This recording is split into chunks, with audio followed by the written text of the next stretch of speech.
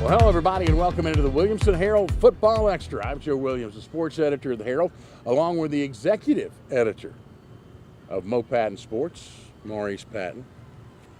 I'm just an editor. He's an executive editor. There's a difference there. Yeah, you got to make payroll. When you make up your own titles, you can call yourself whatever you want to. Maurice, hard to believe we are halfway through the season. This is the halfway point. It is almost unfathomable. And we're still not to the end of September. No. And we still don't know a whole lot about who's going where in the final end of things because all the region contests are loaded up at the end of the season. Absolutely. Well, I mean, you build the suspense. So, yeah, I mean, there's not a whole lot we know other than everybody in 6A is going to the playoffs. Thought I'd beat you to the punch on that one. Yeah, and when our 5A guys have to travel to the playoffs, they'll have to pass a bunch of schools that they probably ought to be playing. So, anyway. I thought I'd beat you to that. Figure we just get it out of the way. And hey, let's get to Class 4A and Division II, where a very, I don't know how old it is, but a very good county rivalry gets reignited this year as Page and Battleground Academy are going to play again. We're here on the grounds of Battleground Academy, BGA's beautiful new campus. New because the old one was 100-something years old when they left Columbia Pike. Right. But the Wildcats, 4-1, after what I thought was an unexpected loss last week at the University School of Jackson. 1,000+ yards of total offense. And 97 points. And 97 points. What in the world happened down there? Arena ball, I guess. I mean, they really got to going down there again. USJ wins at 52-45. BGA, from what I could gather from where I was, seemed like BGA was up, and then it kind of got to a seesaw battle. USJ got it rolling with the new coach, Rusty Bradley, who came down from CAK. You knew they were going to throw it around. They hadn't had as much success throwing it around up until Friday night. They picked a bad night to figure that out. But you know that the Wildcats, Coach Rock Batten, going to have something to come back. The Patriots had a nice win last week. They're back on the winning track. These two teams, this is not a group that's going to be new to each other. They've played each other quite a few times in the past. This will be fun. This is good for the county. Oh, absolutely it is. These two played each other back in the mid-'80s, early '90s. They were in the same district together forever before you got the split. Right. And so, like you said, traditionally, historically, these programs are familiar with each other.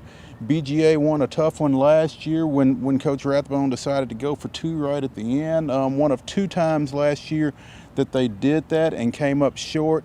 We talked about it then. I'll continue to talk about it. Kudos, hats off to them for showing that confidence and that belief in his kids to get it done.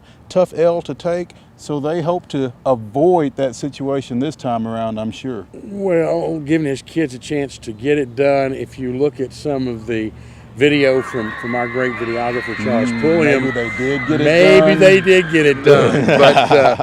But, Charles's angle and the angle of the guys in the striped shirts, can be different, so you got to live and learn.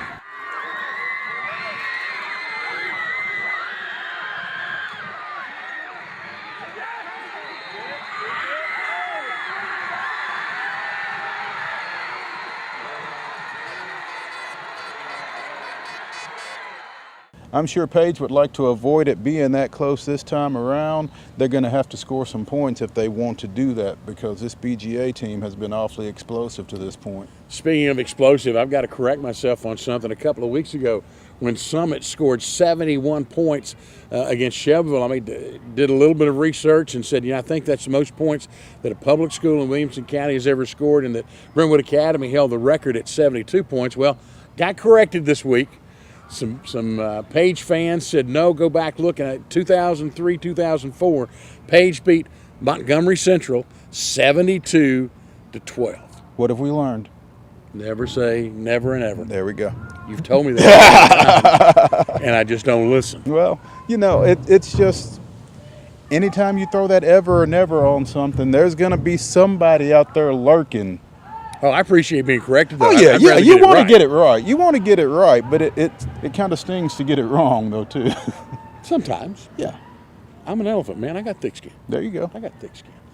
Folks are going to need thick skin, too, probably when the game is over. Brentwood at home for homecoming, taking on Clarksville Northeast. And there are times in the past few years when you would have said, boy, Brentwood, why in the world would you schedule Northeast for your homecoming?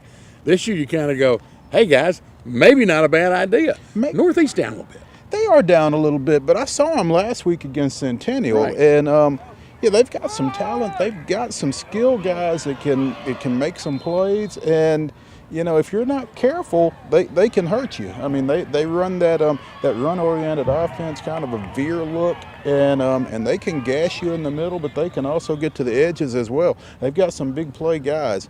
Defensively is where they can be had, I think. And if Shacklett and those receivers make some plays in the air, they can open some things up. And I think they can cause some problems. So this one could be a shootout. Huge offensive game last week for Brentwood.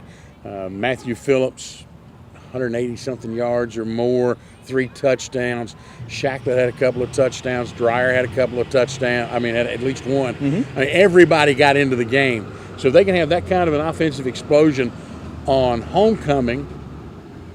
And I stress on homecoming, because that's always a tough time. Coaches will tell you that's their worst week of the year because there's so many distractions going on. But if they can do that on homecoming, they've got a really good chance to win another one in what Coach Ron Crawford called 2 weeks ago a 3-week stretch that is our season. No question. I think that going into that Dixon County game last week, they really needed a win right there against the Dixon County team that really needed a win as well.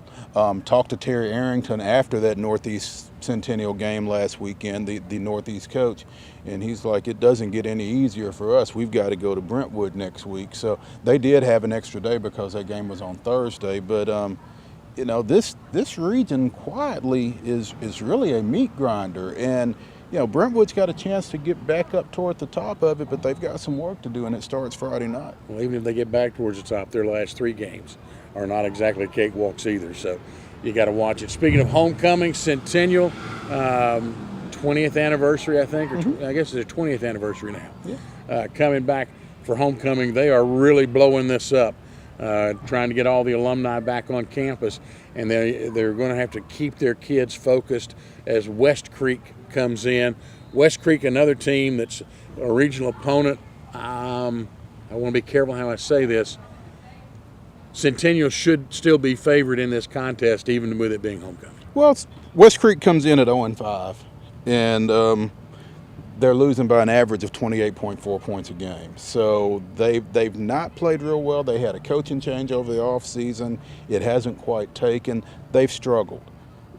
If Centennial goes out and takes care of business, they should be okay. Coming in here at 4-1, undefeated in region play. So, and ranked. Yes. In Class 5A. I don't remember where this week, but I think they were 5th or so last week. So, you know, Matt Kreisky and this bunch has done a really good job pulling this team back together. They've really played well to this point. Didn't look real good early on against Northeast, but kind of caught fire late. Had some guys make some plays. Jerry Williamson, woo-woo. Whoa-whoa. That's it. It was whoa-whoa. Well, he whoa-woed. No, he didn't.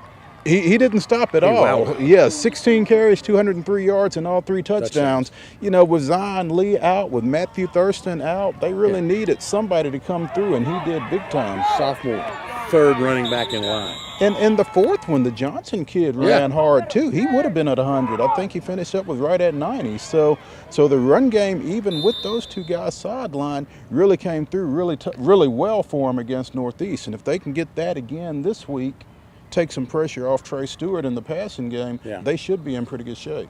Part of that, we talk about I've talked a lot about how good the Franklin offensive line is, and they are in 6A. That offensive line at Centennial in 5A may be as good as anybody will have to face. And moving Nick Bell down inside from tight end to tackle when they got somebody hurt there has really been key. The way he has adapted to that role has been big for them, and they are running it really well.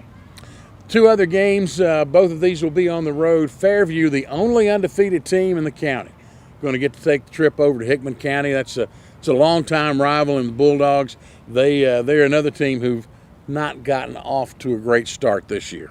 Meanwhile, Fairview has, like Yes, you indeed. said, 4-0, off last week, won a nail-biter the week before against Waverly, 27-26.